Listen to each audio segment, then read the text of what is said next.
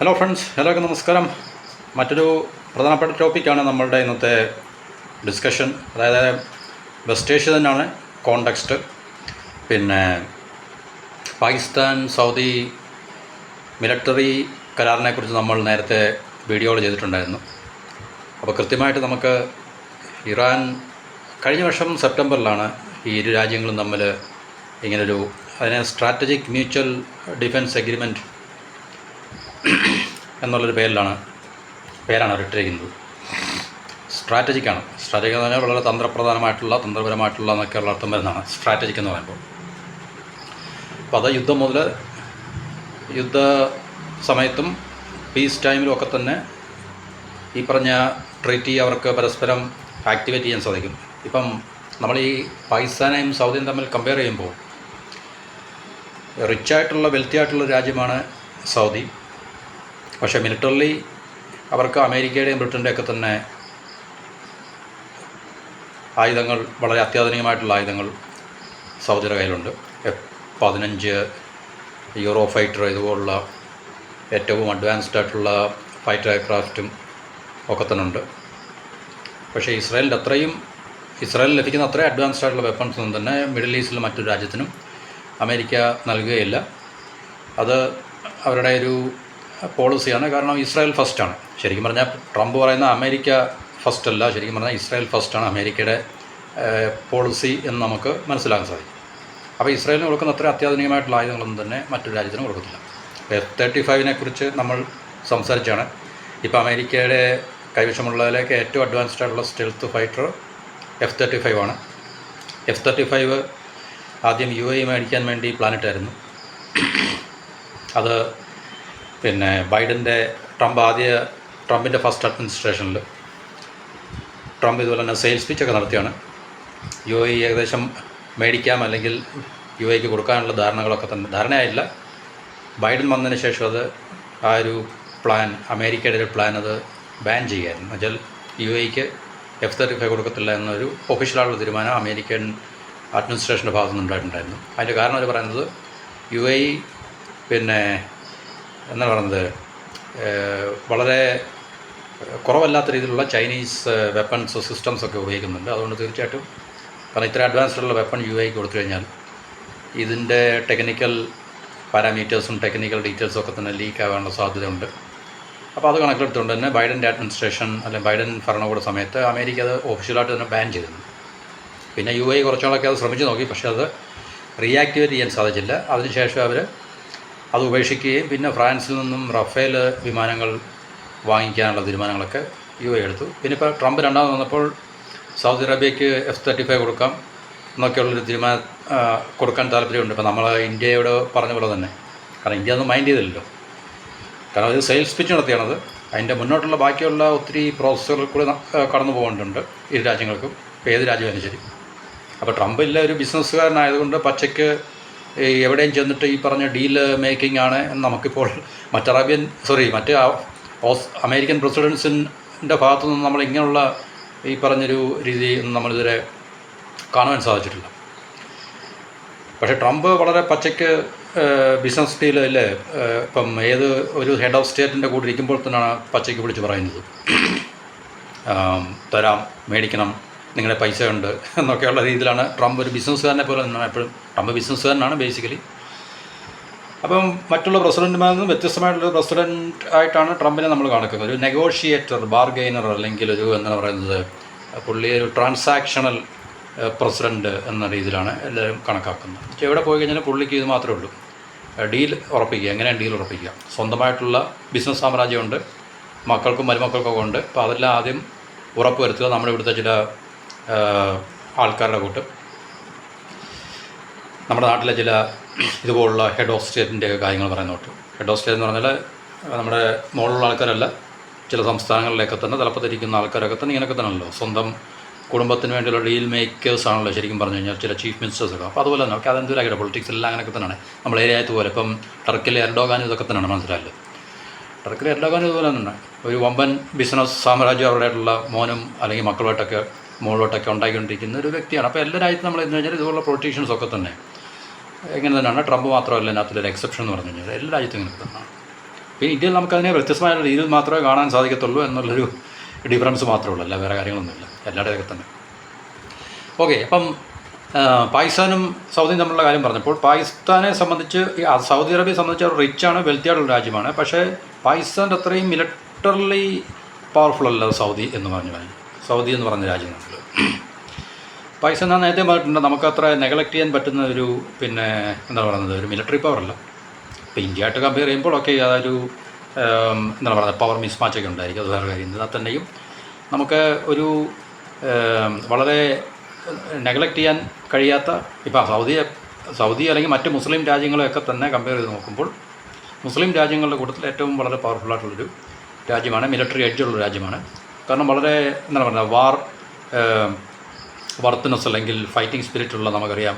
കാരണം പ്രത്യേകിച്ച് ഇന്ത്യയായാലും പാകിസ്ഥാനായാലും നമുക്ക് രണ്ടുപേർക്കും ഇത്രയും ഈ സൈനികപരമായിട്ടുള്ള ഇപ്പം ചൈനയെ സംബന്ധിച്ച് അവർക്ക് ഈ സൈസിലും അല്ലെങ്കിൽ അവരുടെ ടെക്നോളജിയിലൊക്കെ ഉള്ളൊരു ജഗപൊക മാത്രമേ ഉള്ളൂ. അതിനേക്കാളൊക്കെ വളരെ മികച്ച ആർമി എന്ന് പറയുന്ന സേന എന്ന് പറയുന്നത് ഇന്ത്യയുടെയും പാകിസ്ഥാൻ്റെ ഒക്കെ തന്നെയാണ്. ഒരുപക്ഷേ ചൈനയുടെയും പാകിസ്ഥാനും തമ്മിൽ ആർമി ടു ആർമി ഒരു ഫൈറ്റ് ഉണ്ടാകണമെങ്കിൽ തീർച്ചയായിട്ടും പാകിസ്ഥാൻ അവരെ ചൈനയെ നിഷ്പ്രയാസം അവർക്ക് പരാജയപ്പെടുത്താൻ സാധിക്കും. കാരണം വാർ ചെയ്ത എക്സ്പീരിയൻസ് ഉണ്ട്. കാരണം ഇന്ത്യനിലായിട്ടുള്ള നമുക്കറിയാം ഈ രണ്ട് രാജ്യങ്ങൾ ഇന്ത്യയുടെ ആയാലും പാകിസ്ഥാൻ്റെ ആർമി എന്നൊക്കെ പറഞ്ഞിട്ട് സ്വാതന്ത്ര്യം കിട്ടുന്ന മുതൽ തന്നെ ഇന്ന് വരെ കോൺസ്റ്റൻ്റ്ലി എൻഗേജ്ഡാണ്, അല്ലേ? ഒരു അമേച്ചറല്ല നമ്മൾ ശരിക്കും പറഞ്ഞാൽ പ്രൊഫഷണൽസാണ്. ഓക്കെ, നമ്മൾ ഇപ്പോൾ പാകിസ്ഥാൻ്റെ കാര്യം പറഞ്ഞത് സൗദി നമ്മൾ കമ്പയർ ചെയ്യുമ്പോൾ പാകിസ്ഥാൻ അങ്ങനെയുള്ള മിലിറ്ററി എഡ്ജ് ഉണ്ട്. അപ്പോൾ ആ ഒരു അവരുടെ അഡ്വാൻറ്റേജ് സൗദിയുടെ ട്രൂപ്സിനെ അല്ലെങ്കിൽ സൗദിയുടെ സേനയൊക്കെ തന്നെ അവർ കാലാകാലങ്ങളായിട്ട് ട്രെയിൻ ചെയ്യുകയും ഒക്കെ തന്നെ ചെയ്തുകൊണ്ടിരിക്കുന്ന പാകിസ്ഥാൻ ആണ്. അപ്പോൾ അങ്ങനെയുള്ള അഡ്വാൻറ്റേജ് പാകിസ്ഥാനുണ്ട്. അപ്പോൾ ആ ഒരു അഡ്വാൻറ്റേജ് മുതലാക്കുക എന്നുള്ളതാണ് സൗദിയുടെ ശരിക്കും പറഞ്ഞാൽ. സൗദിയിൽ നിന്ന് ഇങ്ങോട്ട് പാകിസ്ഥാന് പ്രത്യേകിച്ച് മിലിറ്ററി ഹെൽപ്പോ അല്ലെങ്കിൽ സൈനികപരമായിട്ടുള്ള ഹെൽപ്പൊന്നും കിട്ടാനുള്ള സാധ്യത വളരെ കുറവാണ്. അതൊട്ട് പ്രതീക്ഷിക്കാൻ വേണ്ട. തിരിച്ചങ്ങോട്ട് പാകിസ്ഥാൻ കൊടുക്കുക എന്നുള്ളതാണ്, ട്രൂപ്സിനെ ആയാലും അല്ലെങ്കിൽ മറ്റീ പറഞ്ഞ ട്രെയിനിങ് അല്ലെങ്കിൽ അതുപോലുള്ള കാര്യങ്ങളൊക്കെ തന്നെ കൊടുക്കുക. ഇപ്പം ഇൻ്റലിജൻസിൻ്റെ കാര്യത്തിലായാലും പാകിസ്ഥാൻ്റെ ISI എന്ന് പറഞ്ഞാൽ വളരെ നൊട്ടോറിയസ് ആണെങ്കിൽ തന്നെ വളരെ പവർഫുള്ളായിട്ടുള്ള എഫിഷ്യൻ്റായിട്ടുള്ളൊരു ഇൻ്റലിജൻസ് ഗ്രൂപ്പ് അല്ലെങ്കിൽ സ്പൈ ഗ്രൂപ്പാണ് ശരിക്കും പറഞ്ഞാൽ ISI എന്ന് പറയുന്നത്. സൗദിയൊക്കെ അപേക്ഷിച്ച് നമ്മൾ നോക്കുമ്പോൾ തീർച്ചയായിട്ടും. അപ്പോൾ സൗദിക്ക് ഈ പറഞ്ഞ പാകിസ്ഥാനായിട്ട് ഇങ്ങനൊരു മിലിറ്ററി സെറ്റപ്പ് മീൻസ് ഈ മിലിറ്ററി അഗ്രിമെൻറ്റിൽ കൂടെ അവർക്ക് കൂടുതൽ നേട്ടങ്ങൾ ഉണ്ടാക്കാൻ സാധിക്കും. അല്ലെങ്കിൽ അവർക്ക് കൂടുതൽ സൗദിയിൽ നിന്നും പാകിസ്ഥാനിലേക്ക്, ഇപ്പോൾ ഉദാഹരണത്തിന് ഇന്ത്യയും പാകിസ്ഥാനും തമ്മിൽ യുദ്ധം ഉണ്ടാകുന്നിരിക്കട്ടെ, അപ്പോൾ ഈ ഒരു ട്രീറ്റി പാകിസ്ഥാൻ ആക്ടിവേറ്റ് ചെയ്യുകയാണെങ്കിൽ തന്നെ സൗദിയിൽ നിന്നാണ് കിട്ടുന്ന കൂടുതൽ പൈസ കിട്ടുക, ഓയിൽ കിട്ടുക, അങ്ങനെയുള്ള അത് കഴിഞ്ഞ് സൗദിയിൽ നിന്ന് പ്രത്യേകിച്ച് പാകിസ്ഥാനൊന്നും പ്രതീക്ഷിക്കാൻ പറ്റില്ല, ഇല്ലേ? അപ്പോൾ കാലാകാലങ്ങളായിട്ട് പാകിസ്ഥാൻ ലഭിച്ചുകൊണ്ടിരിക്കുന്നത് അത് തന്നെയാണ് സൗദിയിൽ നിന്നാണ്. കാരണം സൗദിയിൽ നിന്ന് അവരും അത് മാത്രമേ പ്രതീക്ഷിക്കുന്നുള്ളൂ. ഫിനാൻഷ്യൽ അസിസ്റ്റൻസ്, ഇക്കണോമിക് അസിസ്റ്റൻസ്, അല്ലെങ്കിൽ ഓയിൽ, എനർജി, ഇപ്പം ഒന്നുകിൽ ഡിസ്കൗണ്ടഡ് പ്രൈസിലോ ചീപ്പ് പ്രൈസിലോ ഒക്കെ തന്നെ ഓയിൽ ലഭിക്കുക എന്നൊക്കെയുള്ള ഒറ്റ ഒരു പ്രതീക്ഷ മാത്രമേ ഉള്ളൂ പാകിസ്ഥാനും സൗദിയിൽ നിന്ന് ലഭിക്കുക എന്ന് പറയുന്നത്. മറിച്ച് സൗദിക്കാണ് ശരിക്കുള്ള സൈനികപരമായിട്ടുള്ള ആവശ്യം പാകിസ്ഥാനിൽ നിന്ന്. അപ്പോൾ അതിനെക്കുറിച്ചാണ് നമ്മൾ പറയുന്നത്.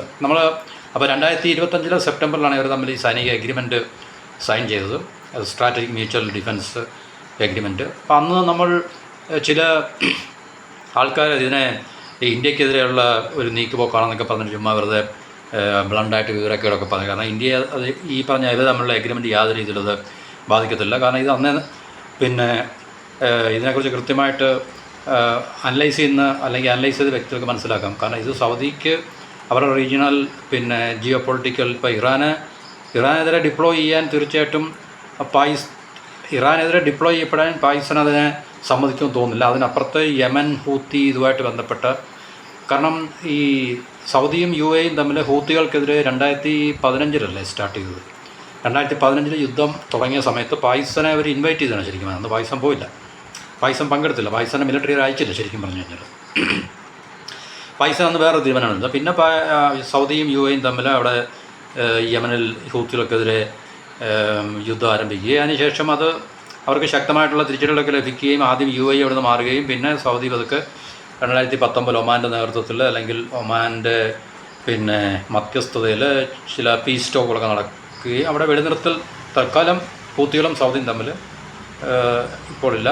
അപ്പോൾ അതുവരെ ഹൂത്തിയുടെ ഭാഗത്തു നിന്നൊക്കെ സൗദിക്ക് ശക്തമായിട്ടുള്ള മിസൈൽ അറ്റാക്കുകളൊക്കെ തന്നെ ലഭിക്കുകയും അമേരിക്കയുടെ പേട്രിയോട്ട് മിസൈൽ ഡിഫൻസ് സിസ്റ്റം അവിടെ ഉണ്ടായിട്ടും കാര്യമായിട്ടുള്ള ഒരു കവചം സൃഷ്ടിക്കാനും, അല്ലെങ്കിൽ കവചം സൃഷ്ടിക്കാനല്ല, അതൊക്കെ വളരെ ഡെലിബറേറ്റായിട്ട് തന്നെ ചെയ്താണെന്നുള്ളത് നമുക്ക് മനസ്സിലാക്കാൻ സാധിക്കും. ഓക്കെ, അപ്പോൾ ഇപ്പോഴത്തെ നമ്മുടെ ഈ പറഞ്ഞ സൗദി പാകിസ്ഥാൻ പാക്റ്റിൻ്റെ അടിസ്ഥാനത്തിൽ നമ്മൾ കഴിഞ്ഞ വീഡിയോയിൽ പറഞ്ഞത് ഇപ്പം ഇറാനുമായിട്ടുള്ള യുദ്ധം നടന്നുകൊണ്ടിരിക്കുമ്പോൾ പാകിസ്ഥാൻ്റെ ട്രൂപ്സ് അവിടെ സൗദിയിലേക്ക് എത്തിയിട്ടുണ്ട്. ഏകദേശം ഒരു റിപ്പോർട്ടിൽ 13,000 മൊത്തം 23,000 23,000 ട്രൂപ്സോളം പാകിസ്ഥാനിലുണ്ടെന്നാണ് പൊതുവെയുള്ള നിഗമനം.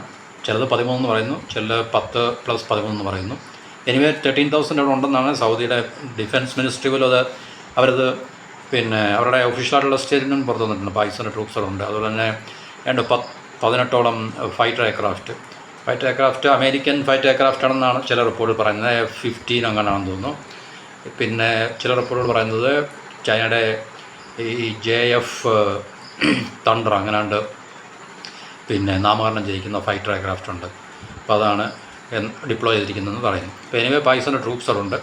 അപ്പോൾ ആ ട്രൂപ്സിൻ്റെ എന്തിനു വേണ്ടിയാണ് ട്രൂപ്സിനെ പാകിസ്ഥാൻ അങ്ങോട്ട് അയച്ചത്, അല്ലെങ്കിൽ സൗദി പറഞ്ഞ പാകിസ്ഥാൻ്റെ ഡിഫൻസ് എഗ്രിമെൻറ്റ് ആക്ടിവേറ്റ് ചെയ്യുകയും ഒക്കെ ചെയ്തെന്നുള്ളത് നമ്മൾ കഴിഞ്ഞ ദിവസങ്ങളിൽ നമുക്കത് കൃത്യമായിട്ട് പറയാൻ സാധിച്ചില്ല. പക്ഷേ ഇപ്പോഴത്തെ ലേറ്റസ്റ്റ് റിപ്പോർട്ട് അനുസരിച്ച് നമുക്കറിയാൻ സാധിക്കുന്ന പാകിസ്ഥാൻ്റെ ഈ ട്രൂപ്സ് സൗദി യമൻ ബോർഡറിൽ അവരെ വിന്യസിച്ചിട്ടുണ്ട് എന്നുള്ളതാണ് നമുക്ക് ഇപ്പം ലേറ്റസ്റ്റായിട്ട് നമുക്കറിയാൻ സാധിക്കുന്നത്. എന്നുവെച്ചാൽ ഹൂത്തികൾക്കെതിരെയുള്ള ഒരു പടയൊരുക്കത്തിന് വേണ്ടി, കാരണം സൗദിയും UAEയും തമ്മിൽ ഒന്ന് ട്രൈ ചെയ്ത് നോക്കിയാണ് ഹൂത്തികളെ കൈകാര്യം ചെയ്യാൻ വേണ്ടി. പക്ഷേ അതത്ര സഫലമായില്ല. അത് വിഫലമായി. വളരെ ശക്തമായിട്ടുള്ള ആക്രമണം ഹൂത്തികളുടെ ഭാഗത്തുനിന്ന് അവർക്ക് ഉണ്ടാവുകയും അവർക്ക് കാര്യമായിട്ടുള്ള ഒരു മേൽക്കൈ അവിടെ ഉണ്ടാക്കിയെടുക്കാൻ സാധിച്ചില്ല. അപ്പോൾ ഇതെങ്ങനെ പാകിസ്ഥാനെ സംബന്ധിച്ച് അവരുടെ നമുക്കറിയാം മിലിറ്ററി വളരെ ഹാർഡ് കോർ മിലിറ്ററിയാണ്. അപ്പോൾ തീർച്ചയായിട്ടും ഈ സൗദിക്കും UAEക്കും ഉള്ള അത്രയും പാകിസ്ഥാൻ്റെ ട്രൂപ്സിനുള്ള പാകിസ്ഥാൻ്റെ സൈന്യത്തിനുള്ള അത്രയും വാർ വർത്തിനെസ് അല്ലെങ്കിൽ ആ ഒരു പ്രൊഫഷണലിസം എന്തായാലും തീർച്ചയായിട്ടും ഈ പറഞ്ഞ രണ്ട് രാജ്യങ്ങളുടെ സേനയ്ക്കില്ല എന്നുള്ള കാര്യം നമുക്ക് കൃത്യമായിട്ട് അറിയാവുന്നതാണ്. അപ്പോൾ ഹൂത്തികളെ പോലുള്ള ഒരു സേനയല്ല, ഒരു മിലീഷ്യ എന്ന് പറയുന്ന അല്ലെങ്കിൽ പ്രോക്സി എന്ന് നമ്മൾ വിളിക്കുന്ന വളരെ വളരെ ഡേഞ്ചറസ് ആയിട്ടുള്ള ഈ പറയുന്ന വളരെ ഹാർഡ് കോർ ആയിട്ടുള്ള ഫൈറ്റിംഗ് സ്പിരിറ്റുള്ള ആ ഒരു മിലീഷ്യക്കെതിരെ തീർച്ചയായിട്ടും പാകിസ്ഥാൻ്റെ ട്രൂപ്സിനെയാണ് നിർത്തുക എന്നുള്ളത്. അപ്പോൾ അത് അവരുടെ എയർഫോഴ്സ് ഉണ്ട്, അതുപോലെ തന്നെ ഈ ആർമി ട്രൂപ്സ് ഉണ്ട്. അവരുടെ യുക്രൈൻ്റെ ചില ടാങ്കുകൾ, അമേരിക്കയുടെ മറ്റ് ചില വെപ്പൺസ്, ഇതൊക്കെ തന്നെ ഉപയോഗിച്ചുകൊണ്ടാണ് പാകിസ്ഥാൻ ഇപ്പോൾ അവിടെ വിന്യാസം നടത്തിയിരിക്കുന്നത്. അപ്പോൾ ഈ മരുഭൂമിയിലൊക്കെ എങ്ങനെ നീങ്ങണമെന്ന് വ്യക്തമായ പരിശീലനം നേടിയ പാക് സൈന്യത്തിൻ്റെ പ്രത്യേക സംഘമാണ് സൗദിയിൽ വിന്യസിക്കപ്പെട്ടിരിക്കുന്നത്. അപ്പോൾ അവരത്ര വളരെ എഫിഷ്യൻ്റായിട്ടുള്ള ഒരു ട്രൂപ്പ് ആർമി ട്രൂപ്സിനാണ് അവിടെ ഡിപ്ലോയ് ചെയ്തിരിക്കുന്നത്. അവരുടെ പാകിസ്ഥാൻ്റെ സൈന്യത്തിലാണ് 25ാം മെക്കനൈസ്ഡ് ഡിവിഷൻ. കാരണം അതിനകത്തൊക്കെ നമ്മൾ ആർമിയിലായാലും പ്രത്യേകിച്ച് ആർമിയിലൊക്കെ തന്നെ ഒത്തിരി ഡിവിഷൻസ് ഉണ്ടല്ലോ, ഏത് രാജ്യത്തിൻ്റെ ആയാലും. ഇപ്പോൾ ഇന്ത്യയിലെ ആർമി തന്നെ നമ്മൾ എടുത്തു നോക്കിക്കഴിഞ്ഞാൽ വ്യത്യസ്തമായിട്ടുള്ള ഒത്തിരി ഡിവിഷൻസ് ഉണ്ട്. പലതരത്തിലുള്ള ഉപയോഗം അല്ലെങ്കിൽ പർപ്പസിന് വേണ്ടിയുള്ള വ്യത്യസ്തമായിട്ടുള്ള ഡിവിഷൻസ് ഉണ്ട്. അപ്പോൾ ഇവിടെ പാകിസ്ഥാൻ്റെ 25ാം മെക്കനൈസ്ഡ് ഡിവിഷനിലെ സൈനികരെയാണ് യമൻ ബോർഡറിൽ അല്ലെങ്കിൽ സൗദി യമൻ അതിർത്തിയിലേക്ക് വിന്യസിച്ചിരിക്കുന്നത്. അപ്പോൾ കറാച്ചി ബേസ്ഡ് ആയിട്ടുള്ള അവരുടെ ചാർജിങ് ബുൾ ഡിവിഷൻ എന്ന് ഈ സംഘത്തെ എന്ന് വിളിക്കുന്നുണ്ടെന്നാണ് നമുക്ക് ഈ റിപ്പോർട്ടിൽ നമുക്ക് മനസ്സിലാക്കാൻ സാധിക്കുന്നത്. എന്നുവെച്ചാൽ അവരുടെ ഒരു വളരെ എഫിഷ്യൻ്റായിട്ടുള്ള വളരെ പ്രൊഫഷണലായിട്ടുള്ളൊരു ഡിവിഷനാണ് അങ്ങോട്ട് അയച്ചിരിക്കുന്നത്. ആയുധങ്ങളും വെടിക്കോപ്പുകളും അതുപോലെ തന്നെ ടാങ്കുകളൊക്കെ യുക്രൈനിൽ നിന്ന് പാകിസ്ഥാൻ മേടിച്ചിട്ടുള്ള ടാങ്കുകളൊക്കെ തന്നെ, റോക്കറ്റുകൾ, അതുപോലെ തന്നെ ഈ ഇതുപോലുള്ള ആയുധങ്ങളൊക്കെ തന്നെയാണ് അവിടെ വിന്യസിക്കപ്പെട്ടിരിക്കുന്ന സൈനികർക്ക് പാകിസ്ഥാൻ നൽകിയിരിക്കുന്നത്. ഇതെല്ലാം പാകിസ്ഥാൻ ഇതെല്ലാം കൊണ്ടാണ് അങ്ങോട്ട് പോരുന്നത്. സൗദിയുടെ ആയുധങ്ങളൊന്നും ഉപയോഗിച്ചിട്ടുള്ള പാകിസ്ഥാൻ ഈ സേനാവിന്യാസം അവിടെ നടത്തിയിരിക്കുന്നത്. കാരണം പാകിസ്ഥാൻ്റെ എയർഫോഴ്സിൻ്റെ ഈ പറഞ്ഞ F-15 അല്ലെങ്കിൽ ചൈനയുടെ JF തണ്ടർ എന്ന് പറയുന്ന ഫൈറ്റർ എയർക്രാഫ്റ്റ് 18ഓളം വരുന്ന ഫൈറ്റർ എയർക്രാഫ്റ്റ് ഉൾപ്പെടെയാണ് അവിടെ വിന്യാസം നടത്തിയിരിക്കുന്നത്. അപ്പോൾ കഴിഞ്ഞ വർഷത്തെ പ്രതിരോധ സഹകരണത്തിൻ്റെ അടിസ്ഥാനത്തിലാണ് ഈ വിന്യാസം. കാരണം അത് തീർച്ചയായിട്ടും സൗദിക്കാണ് ഏറ്റവും കൂടുതൽ ആവശ്യം. പാകിസ്ഥാൻ അങ്ങനെ ഒരു ആവശ്യമില്ല. ഇപ്പോൾ പാകിസ്ഥാൻ അഫ്ഗാനിസ്ഥാനായിട്ട് യുദ്ധം ഉണ്ടാകുന്നെങ്കിൽ ഈവൻ ഇന്ത്യയായിട്ടുള്ള യുദ്ധം ഉണ്ടായെങ്കിലും പാകിസ്ഥാന് സൗദിയുടെ സൈനിക സഹകരണത്തിൻ്റെ ഒന്നും പ്രത്യേകിച്ച് വലിയ ആവശ്യങ്ങളൊന്നും ഉണ്ടോയെന്ന് തോന്നുന്നില്ല.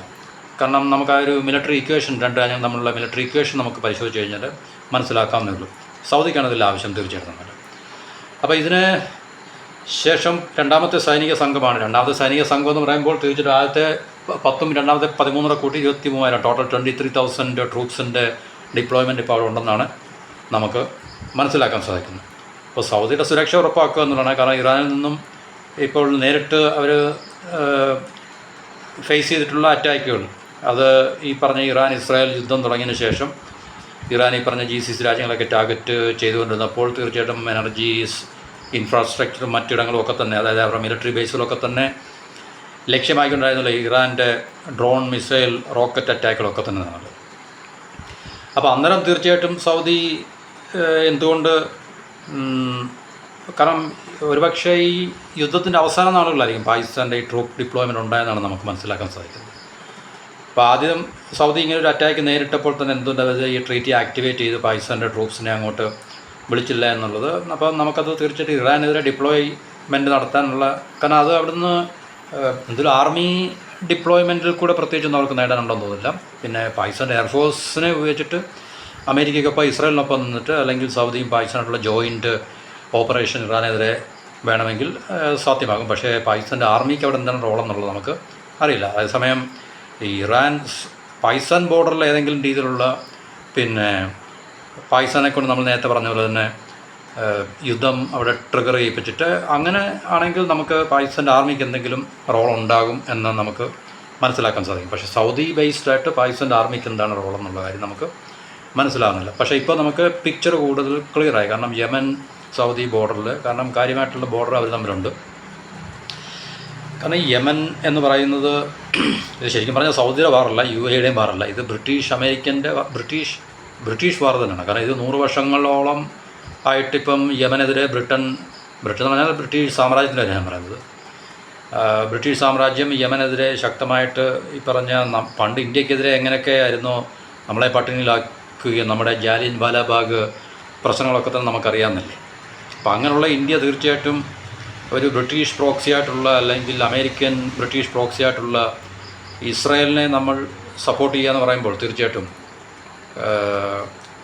കാരണം ഇസ്രായേൽ ഒരു ഞാൻ നേരത്തെ പറഞ്ഞു, കാരണം അതിൻ്റെ ജിയോ പൊളിറ്റിക്സ് അങ്ങനെയല്ല, അതൊരു ആർട്ടിഫിഷ്യൽ എൻറ്റിറ്റിയാണ്, അത് ബ്രിട്ടീഷ് അമേരിക്കൻ ക്രിയേഷനാണ്. അവരുടെ ജിയോ പൊളിറ്റിക്കൽ ലക്ഷ്യത്തിന് വേണ്ടി അവർ ഉണ്ടാക്കിയ ആർട്ടിഫിഷ്യലായിട്ട് സിന്തറ്റിക്കായിട്ട് ഉണ്ടാക്കിയൊരു സംവിധാനമാണ്.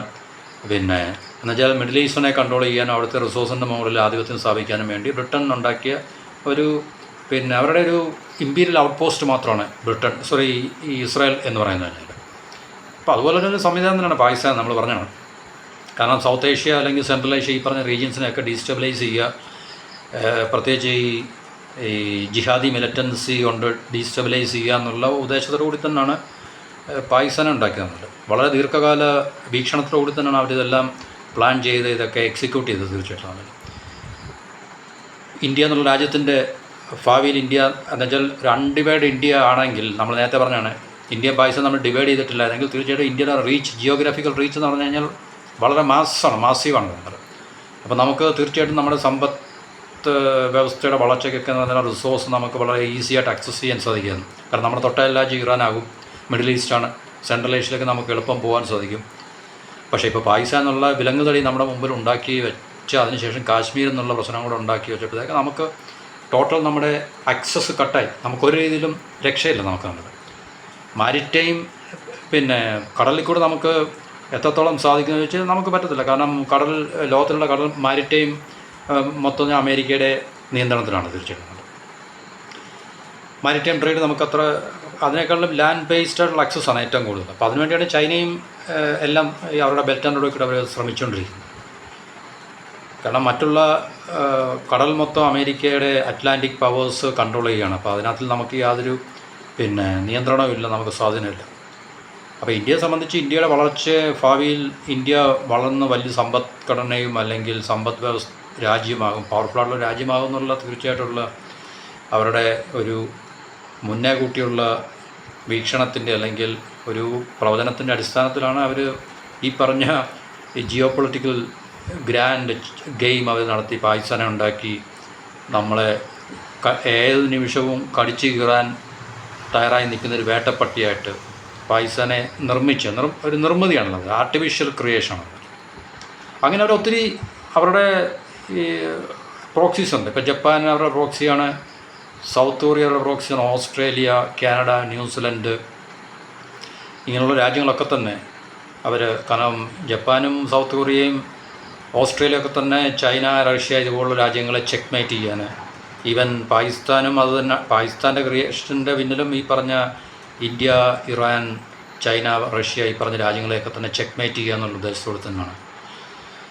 അപ്പോൾ ഇതാണ് പാകിസ്ഥാനും ഇസ്രായേലും ഒക്കെ തന്നെ ഏകദേശം ഒരു ആർട്ടിഫിഷ്യൽ ഇമ്പീരിയൽ ക്രിയേഷനാണെന്ന് നമ്മൾ പറയുന്നത്. അല്ല അതിനപ്പുറത്തെ ഒരു സ്വതന്ത്ര രാജ്യം എന്നുള്ള രീതിയിലൊക്കെയുള്ള കാഴ്ചപ്പാട്, അതോ ജിയോ പൊളിറ്റിക്സിനെ കുറിച്ച് അറിയാൻ വയ്യാത്ത ആൾക്കാരുടെ വെറും ഇഗ്നറൻ്റായിട്ടുള്ള വ്യൂസ് മാത്രമേ ഉള്ളൂ. അതിനപ്പുറത്ത് നമുക്ക് വേറെ ഒന്നും പറയാനില്ല. അപ്പോൾ പാകിസ്ഥാന് ഇങ്ങനെ അങ്ങോട്ട് കൊടുക്കുമ്പോൾ തിരിച്ച് പാകിസ്ഥാന് സൗദിയിൽ നിന്ന് എന്താണ് കിട്ടുന്നത്? സാമ്പത്തിക സഹായങ്ങൾ ലഭിക്കും. അത് കിട്ടിക്കൊണ്ടിരിക്കുകയാണ്. ഈ അടുത്ത സമയത്ത് ഈ ഏപ്രിൽ തന്നെ UAEക്ക് കൊടുക്കാനുള്ള ഏതാണ്ട് $3.5 ബില്യൺ കടം പാകിസ്ഥാന് ഈ മാസം തന്നെ തിരിച്ചു കൊടുക്കണമെന്ന് UAE വളരെ സ്ട്രിക്റ്റായിട്ട് പറയുകയും അത് അവർക്ക് ഈ മാസത്തിനുള്ളിൽ തന്നെ തിരിച്ചു കൊടുക്കണം. $3.5 ബില്യൺ US. അപ്പോൾ അതിന് പെട്ടെന്ന് സൗദിയും ഖത്തറും പാകിസ്ഥാൻ ഏകദേശം $5 ബില്യൺ ക്രെഡിറ്റ് കൊടുത്ത് സഹായിക്കുന്നുണ്ട്, അല്ലെങ്കിൽ സഹായിക്കുമെന്നുള്ളൊരു വാർത്തയും നമുക്ക് വന്നിരുന്നു. അപ്പം ഇതാണ് പാകിസ്ഥാന് ലഭിക്കുന്ന ഈ നമ്മൾ കിഡ് പ്രോക്കോ എന്ന് പറയത്തില്ലേ, ഇങ്ങോട്ടുള്ള അങ്ങോട്ട് സഹായം ചെയ്യുമ്പോൾ ഇങ്ങോട്ടുള്ള സഹായം. ഇപ്പോൾ പാകിസ്ഥാനെ സംബന്ധിച്ചില്ല, ഈ അവർക്ക് വേണ്ടി പണിയെടുക്കാൻ വേണ്ടി പാകിസ്ഥാൻ്റെ സേനയെയും അല്ലെങ്കിൽ സൈന്യത്തെയും കൊടുക്കുക, അതിന് പകരം പാകിസ്ഥാനല്ല പാകിസ്ഥാൻ്റെ ഭരണാധികാരികൾക്ക്, മിലിറ്ററി ഭരണാധികാരികളുടെ കാര്യമാണ് പറയുന്നത്. അപ്പോൾ സൗദി അറേബ്യയിൽ നിന്ന് സൗദി അറേബ്യയിൽ ഇപ്പോൾ 23,000 സൈനികരുണ്ടെന്ന് പറയുന്നു, റിപ്പോർട്ടുകൾ പറയുന്നത്. അപ്പോൾ ഹൂത്തികളെ അപ്പം നമുക്ക് ഈ വിന്യാസം വെറുതെ അവർ വിന്യസിക്കേണ്ട ആവശ്യമില്ല. കാരണം ഇത്രയും കോസ്റ്റ് നേരിട്ട്, ഇത്രയും ചിലവ് വഹിച്ചിട്ട് ഇത്രയും വലിയൊരു സേനാവിന്യാസം സൗദി യമൻ ബോർഡറിൽ വെറുതെ നടത്തേണ്ട ആവശ്യമൊന്നുമില്ല. കാരണം ഇപ്പോൾ പ്രത്യേകിച്ച് ഹൂത്തികളുടെ ഭാഗത്തുനിന്ന് സൗദിക്കെതിരെ വലിയ ആക്രമണങ്ങളൊന്നുമില്ല. അപ്പോൾ അങ്ങനെയുള്ളൊരു അവസരത്തിൽ തീർച്ചയായിട്ടും ഇതെന്തുകൊണ്ടായിരിക്കും ഇങ്ങനൊരു സേനാവിന്യാസം നടത്തുന്നതിൻ്റെ ഇമ്പോർട്ടൻസ് എന്നുള്ളത് നമ്മളൊന്ന് ജസ്റ്റ് ഒന്ന് മനസ്സിലാക്കി നോക്കുക. ഒരു പക്ഷേ വളരെ കാര്യമായിട്ടുള്ള ഒരു എന്താണ് പറയുന്നത്, യുദ്ധം ഹൂത്തികളുമായിട്ട് സൗദി പ്ലാൻ ചെയ്യുന്നുണ്ടോ ഇല്ലയോ എന്നുള്ള കാര്യം നമുക്ക് ആലോചിക്കേണ്ടി വരും, അല്ലെങ്കിൽ നമുക്ക് ഒന്ന് മനസ്സിലാക്കേണ്ടി നോക്കാം. അല്ലെങ്കിൽ ഇങ്ങനെ സേനാവിന്യാസം നടത്തേണ്ട ആവശ്യമില്ല. പ്രത്യേകിച്ച് സൗദി യമൻ ബോർഡറിലെ ഹൂത്തികളുടെ ഭാഗത്തുനിന്ന് ഇപ്പോൾ സൗദിക്കെതിരെ വലിയ അറ്റാക്കുകളൊന്നുമില്ല. അപ്പോൾ അതുകൊണ്ട് നമുക്ക് തീർച്ചയായിട്ടും ഇങ്ങനൊരു പാകിസ്ഥാൻ്റെ ഇത്രയും മാസീവായിട്ടുള്ളൊരു സേനാവിന്യാസം അവിടെ നടത്തുക എന്ന് പറയുന്നത് കഴിഞ്ഞാൽ ഹൂത്തികളെ നേരിടാനാണെന്നുള്ള കാര്യം നമുക്ക് മനസ്സിലാക്കാം. അപ്പോൾ അങ്ങനെയാണെങ്കിൽ വെറുതെ പീസ്ഫുള്ളായിട്ട് നിൽക്കുന്നൊരു ഇടത്തിലേക്ക് സേനാവിന്യാസം നടത്തുക എന്ന് പറഞ്ഞു കഴിഞ്ഞാൽ അത് തീർച്ചയായിട്ടും ഒരു പ്രൊവോക്കേഷൻ തന്നെയാണ് തീർച്ചയായിട്ടും. അപ്പോൾ നമുക്കറിയാം ഇന്ത്യയും പാകിസ്ഥാനും നമ്മുടെ ബോർഡറിലെ പാകിസ്ഥാൻ ഒരു സേനാവിന്യാസം നടത്തുക എന്ന് പറഞ്ഞാൽ ഇമ്മീഡിയറ്റായിട്ട് നമ്മളും ഫുൾ ഫ്ലഡ്ജ് ആയിട്ടുള്ള സേനാവിന്യാസം നടത്തും. അല്ലെങ്കിൽ തിരിച്ച് ഇപ്പം ഇന്ത്യ സേനാവിന്യാസം നടത്തുകയാണെങ്കിൽ അതൊരു വാറിന് വേണ്ടിയൊരു പ്രൊവോക്കേഷനായിട്ട് മറ്റു അയൽവക്കത്തെ രാജ്യം കാണത്തുള്ളൂ. അപ്പോൾ അവർ തീർച്ചയായിട്ടും അവരുടെ ഭാഗം അവരുടെ റോൾ പ്ലേ ചെയ്യും. അപ്പോൾ തീർച്ചയായിട്ടും ഇങ്ങനൊരു സേനാവിന്യാസം നടത്തുമ്പോൾ ഹൂത്തികളുടെ ഭാഗത്തുനിന്ന് തീർച്ചയായിട്ടും അവരിതിനെ ഒരു എന്താണ് പറയുന്നത്, അവർക്കെതിരെ യുദ്ധം ചെയ്യാനുള്ള പ്രൊവോക്കേഷനായിട്ട് മാത്രമായിരിക്കും അവർ കാണുന്നതും. അപ്പോൾ തീർച്ചയായിട്ടും നമുക്ക് ഈ പറഞ്ഞ സൗദി യമൻ ബോർഡറിൽ ഏതെങ്കിലും തരത്തിലുള്ള മിസ്അഡ്വെഞ്ചേഴ്സ് ഉണ്ടാകാമെന്ന് നമുക്ക് ഇപ്പോൾ നമ്മൾ എന്താണ് പറയുന്നത്, അങ്ങനെയാണ് നമുക്ക് മനസ്സിലാക്കാൻ സാധിക്കുന്നത്. അപ്പോൾ ഈ പറഞ്ഞ ഹൂത്തികൾ ഈ പറഞ്ഞ റെഡ് സീയിൽ അതൊരു ഈ സ്ട്രൈറ്റ് ഓഫ് ഹോർമൂസ് പോലെ തന്നെ വളരെ ഇമ്പോർട്ടൻ്റ് ആയിട്ടുള്ളൊരു ചോക്ക് പോയിൻ്റാണ്. അവിടെ ഹൂത്തികൾക്ക് വളരെ എളുപ്പം നിർണായകമായിട്ടുള്ള സ്വാധീനമുണ്ട് അവർക്ക്. അവിടുത്തെ ഒരു ചോക്ക് പോയിൻറ്റിൻ്റെ പേരാണ് എന്താണ് പറയുന്നത്, അവരുടെ ബാബുൽ മന്ദിബ് കടലെടുക്കെന്ന് പറയും. ബാബുൽ മന്ദിബ് എന്നുള്ളതാണ്. അപ്പോൾ അത് ഹൂത്തികൾക്ക് ഈ പറഞ്ഞ Iran straight of Hormuz control ചെയ്യുന്ന പോലെ തന്നെ അവർക്കത് കൺട്രോൾ ചെയ്യാൻ സാധിക്കും. അപ്പോൾ സൗദിയുടെയൊക്കെ തന്നെ ഓയിൽ അല്ലെങ്കിൽ എനർജി അതുവഴിയും ആ റൂട്ട് വഴിയും പാസ് ചെയ്യുന്നുണ്ട്. അപ്പം ഹൂത്തികൾക്ക് അതിൻ്റെ മുകളിൽ ഏതെങ്കിലും തരത്തിലുള്ള ഈ പറഞ്ഞ ബ്ലോക്കേഡ് വരുത്താൻ സാധിക്കുകയാണെങ്കിൽ തീർച്ചയായിട്ടും സൗദിയെ സംബന്ധിച്ച് വീണ്ടും ഈ സ്ട്രൈറ്റ് ഓഫ് ഹോർമൂസിന് പുറമെ ഈ കടലിൽ കൂടെ അവർക്ക് എനർജി സപ്ലൈ ചെയ്യാനുള്ള സാധ്യത നഷ്ടപ്പെടുകയാണെങ്കിൽ അത് വലിയ പ്രതിസന്ധി ഉണ്ടാക്കി വെക്കുമെന്നുള്ളൊരു അവസ്ഥകളുണ്ട്. അപ്പോൾ അതുകൊണ്ട് തീർച്ചയായിട്ടും നമുക്കറിയാം ഈ പറഞ്ഞ ഹൂത്തികളെ ഇറാൻ്റെ പ്രോക്സീസായിട്ടാണ് കാണുന്നത്. തീർച്ചയായിട്ടും ഇറാൻ്റെ പ്രോക്സീസ് തന്നെയാണ്. ഇറാനാണ് അവരെ എല്ലാ രീതിയിലും ആം ചെയ്യുകയും ഫണ്ട് ചെയ്യുകയും അല്ലെങ്കിൽ ട്രെയിൻ ചെയ്യുകയും ഒക്കെ തന്നെ ചെയ്തുകൊണ്ടിരിക്കുന്നത്. അപ്പോൾ പാകിസ്ഥാനെ സംബന്ധിച്ച് ഇങ്ങനൊരു സഹായം സൗദിക്ക് കൊടുക്കുക എന്നുള്ളത് പാകിസ്ഥാനെ സംബന്ധിച്ചും തിരിച്ച് അവർക്ക് ഒരു ജീവവായു അല്ലെങ്കിൽ അവർക്കൊരു ലൈഫ് ലൈൻ കിട്ടുന്നത് തുല്യമാണ്. ലൈഫ് ലൈൻ കിട്ടുക എന്ന് പറഞ്ഞു കഴിഞ്ഞാൽ പിന്നെ ഇപ്പോൾ IMF നിന്നും ഒക്കെ തന്നെ ലോൺ കിട്ടണമെങ്കിൽ അവരുടെ സെൻട്രൽ ബാങ്കിൽ ഇത്ര $1 ബില്യൺ ഫോറിൻ റിസർവ് അല്ലെങ്കിൽ ഫോറിൻ എക്സ്ചേഞ്ച് റിസർവ് ഉണ്ടാകണമെന്ന് നിർബന്ധമുണ്ട് അവർക്ക്, നല്ല രാജ്യങ്ങൾക്ക്. അപ്പോൾ IMF നിന്ന് ലോണൊക്കെ എടുക്കണമെങ്കിൽ തീർച്ചയായിട്ടും അവർ ഈ സൗദിയും ഖത്തറും UAE ഒക്കെ തന്നെയാണ് അവരുടെ സെൻട്രൽ ബാങ്കിലേക്ക് ഇതുപോലുള്ള പൈസകൾ ഡിപ്പോസിറ്റ് ചെയ്ത് ആ ഒരു IMF പറയുന്ന ഒരു പിന്നെ ആ ഒരു ലെവൽ ഫോറിൻ റിസർവ് മെയിൻറ്റെയിൻ ചെയ്യുമ്പോൾ IMF നിന്നൊക്കെ ഈ ലോണ് കൊടുക്കുകയും അല്ലെങ്കിൽ അങ്ങനെ കിട്ടുകയൊക്കെ ചെയ്യുന്ന ഒരു പതിവുണ്ടായിരുന്നു. അപ്പോൾ അങ്ങനെയൊക്കെയുള്ള സഹായങ്ങൾ ഈ പറഞ്ഞ ഖത്തറിൻ്റെയും സൗദിയുടെയും UAEയുടെയൊക്കെ ഭാഗത്ത്, UAEയുടെ ഭാഗത്ത് നേരത്തെ ഉണ്ടായിരുന്നു. പക്ഷേ ഇപ്പോൾ സൗദിയും UAEയും പാകിസ്ഥാനും തമ്മിൽ ബന്ധങ്ങൾ അത്ര എന്താ പറയുക നമുക്ക് സ്മൂത്ത് അല്ല എന്നാണ് നമുക്ക് മനസ്സിലാക്കാൻ സാധിക്കുന്നത്. പ്രത്യേകിച്ച് പാകിസ്ഥാൻ സൗദിയുമായിട്ട് കൂടുതൽ മമത കാണിക്കുന്നത് കൊണ്ട് ഈ മിലിറ്ററി അഗ്രിമെൻ്റ് ഒക്കെ പശ്ചാത്തലത്തിലും ഒക്കെ തന്നെ, കാരണം അൾട്ടിമേറ്റ്ലി പാകിസ്ഥാൻ സൗദിയുടെ കൂടെ നിൽക്കത്തുള്ളൂ എന്നുള്ള കാര്യത്തിൽ സംശയങ്ങളൊന്നുമില്ല. UAEയുടെ കൂടെ അല്ല നിൽക്കുന്നത്, UAEയുടെ കൂടെ നിൽക്കത്തില്ല. കാരണം അതുകൊണ്ട് UAEയും ഇന്ത്യയും ഇസ്രായേലും ഒക്കെ തന്നെ വളരെ ശക്തമായിട്ടുള്ള സ്ട്രാറ്റജിക് ആയിട്ടുള്ളൊരു ബന്ധം പിന്നെ കൂടുതൽ സ്ട്രെങ്തൻ ചെയ്തുകൊണ്ടിരിക്കുകയാണ്. അപ്പോൾ രണ്ട് പിന്നെ ധ്രുവങ്ങൾ നമുക്കിവിടെ കാണുവാൻ സാധിക്കും. പാകിസ്ഥാൻ സൗദി ആക്സിസും അതിനകത്ത് ടർക്കിയും ഈജിപ്തും ഒക്കെ തന്നെ ഉണ്ടാകാനുള്ള സാധ്യത വളരെ കൂടുതലാണ്. ഇപ്പുറത്ത് UAE, ഇസ്രായേൽ, ഇന്ത്യ, പിന്നെ അമേരിക്ക. അതിൽ I2U2 എന്നാണ് പറയുന്നത്. I2U2 എന്ന് പറഞ്ഞാൽ Israel, India, I2 Israel, India, U2 UAE, USA. ഈ 4 രാജ്യങ്ങൾ തമ്മിൽ വളരെ ശക്തമായിട്ടുള്ള ഒരു സ്ട്രാറ്റജിക് ഇടപാടുകൾ പിന്നെ നടന്നുകൊണ്ടിരിക്കുകയാണ്.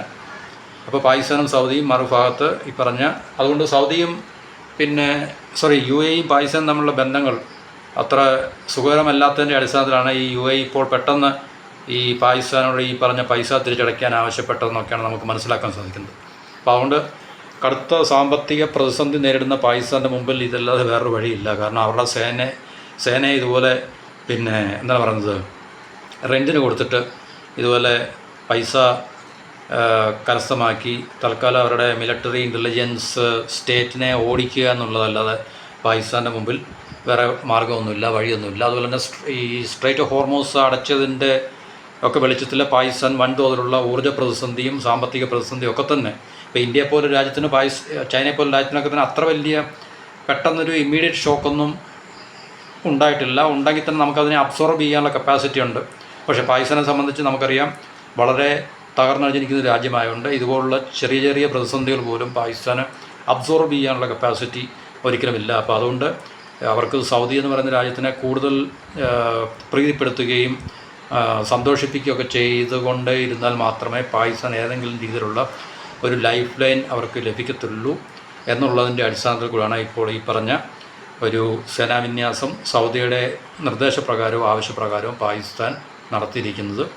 അപ്പോൾ എന്നാണ് നമുക്ക് അത് സൗദി യമൻ ബോർഡറിലാണ് ഈ പറഞ്ഞ വിന്യാസം നടത്തിയിരിക്കുന്നതും അതിൻ്റെ കൃത്യമായിട്ടുള്ള ലക്ഷ്യങ്ങൾ ഒരുപക്ഷെ ഏതെങ്കിലും വളരെ ഇമ്മീഡിയറ്റ് ആയിട്ടുള്ള ഫ്യൂച്ചറിൽ ഏതെങ്കിലും തരത്തിലുള്ള പിന്നെ സൗദി യമൻ കോൺഫ്ലിക്റ്റ് ഉണ്ടാകാൻ സാധ്യതയുണ്ടോ, അല്ലെങ്കിൽ ഈ പറഞ്ഞ യുദ്ധത്തിൻ്റെ നമുക്കറിയാം ഇപ്പോൾ ഒരു യുദ്ധം ഇപ്പോൾ ഒരു യുദ്ധത്തിന് പല മുഖങ്ങളുണ്ട്, ഡൈനാമിസംസ് ഉണ്ട്. ഇപ്പം ഇന്ത്യ പാകിസ്ഥാൻ യുദ്ധം ഉണ്ടാകുന്ന ഈ മറ്റ് പ്രദേശങ്ങളിലേക്ക് അത് സ്പ്രെഡ് ചെയ്യാനുള്ള സാധ്യത വളരെ കുറവാണ്. ഇപ്പോൾ ഇന്ത്യയും പാകിസ്ഥാൻ തമ്മിൽ ഇപ്പം കഴിഞ്ഞ ഓപ്പറേഷൻ സിന്ദൂർ പോലോ അല്ലെങ്കിൽ ഈവൻ ഒരു ഫുൾ ഫ്ലെഡ്ജ് വാറോ ഉണ്ടാകുകയാണെങ്കിൽ തന്നെയും അത് റീജിയണൽ കോൺഫ്ലിക്റ്റായിട്ടൊന്നും സ്പ്രെഡ് ചെയ്യാനുള്ള സാധ്യത വളരെ കുറവാണ്. കാരണം നമ്മളും പാകിസ്ഥാനും അല്ലെങ്കിൽ ഈ റീജിയനിലെ ജിയോ പൊളിറ്റിക്സ് അത്രയ്ക്കേ ഉള്ളൂ. പക്ഷേ മിഡിൽ ഈസ്റ്റിലൊക്കെ നമ്മളിപ്പോൾ കാണുന്ന പോലുള്ള യുദ്ധങ്ങൾ ഉണ്ടാകുക എന്ന് പറഞ്ഞു കഴിഞ്ഞാൽ അതൊരിക്കലും ലോക്കലൈസ്ഡ് ആകാനുള്ള ചാൻസ് വളരെ കുറവാണ്. അപ്പോൾ അതുകൊണ്ട് തീർച്ചയായിട്ടും ഒരു വാർ തിയേറ്റർ തൽക്കാലം നിന്ന് കഴിഞ്ഞാൽ തന്നെയും, ഉദാഹരണത്തിന് ഇസ്രായേലും ഇറാനും തമ്മിൽ അടിയുണ്ടാകുന്നു അല്ലെങ്കിൽ യുദ്ധം നടന്നുകൊണ്ടിരിക്കുന്നു, കുറേ കഴിഞ്ഞ് ആ യുദ്ധം അവർ തമ്മിലൊരു ഒത്തുതീർപ്പാകും ആയാൽ തന്നെ ഇസ്രായേലും ലെബനനും തമ്മിൽ യുദ്ധം നടന്നുകൊണ്ടിരിക്കുന്നു. അപ്പോൾ അവിടുത്തെ വാർ തിയേറ്റർ ലോക്കലൈസ്ഡ് ആകത്തില്ല, അല്ലെങ്കിൽ ഒരു പ്രത്യേക സ്ഥലത്ത് മാത്രം ഒതുങ്ങി നിൽക്കുന്നതായിരിക്കത്തില്ല. അത് ഈ വളരെ റാപ്പിഡായിട്ട് പ്രത്യേകിച്ച് ഇപ്പോഴത്തെ യുദ്ധത്തിൻ്റെ അടിസ്ഥാനത്തിൽ വാർ തിയേറ്റേഴ്സ് മാറാനുള്ള സാധ്യത വളരെ കൂടുതലാണ്. അവിടെ നമുക്ക് തൽക്കാലം ഇസ്രായേലും ഇറാനും തമ്മിലുള്ള യുദ്ധത്തിനൊരു എന്താണ് ഒരു സ്റ്റോപ്പേജ് ഇപ്പോൾ നമ്മൾ കാണുന്നുണ്ടെങ്കിൽ തന്നെയും നെക്സ്റ്റ് ഫേസ് ഈ യുദ്ധത്തിൻ്റെ നെക്സ്റ്റ് വാർ തിയേറ്റർ എവിടെയാണെന്ന് നമുക്ക് പറയാൻ സാധിക്കത്തില്ല. ഒരു പക്ഷേ സൗദി യമൻ ബോർഡർ ആയിരിക്കാം, അല്ലെങ്കിൽ പാകിസ്ഥാൻ ഇറാൻ ബോർഡർ ആയിരിക്കാം, ഒന്നും നമുക്ക് പറയാൻ സാധിക്കത്തില്ല. പക്ഷേ അത് ഉണ്ടാകുമെന്നുള്ള കാര്യത്തിൽ സംശയമൊന്നുമില്ല. അപ്പോൾ ഇത്രയാണ് നമുക്ക് ഈ വീഡിയോയിൽ തൽക്കാലം ഷെയർ ചെയ്യാനുള്ള ചില ഇൻഫർമേഷൻ. മറ്റൊരു ടോപ്പിക്കുമായിട്ട് അടുത്ത വീഡിയോയിൽ എല്ലാവർക്കും നമസ്കാരം. Have A wonderful day.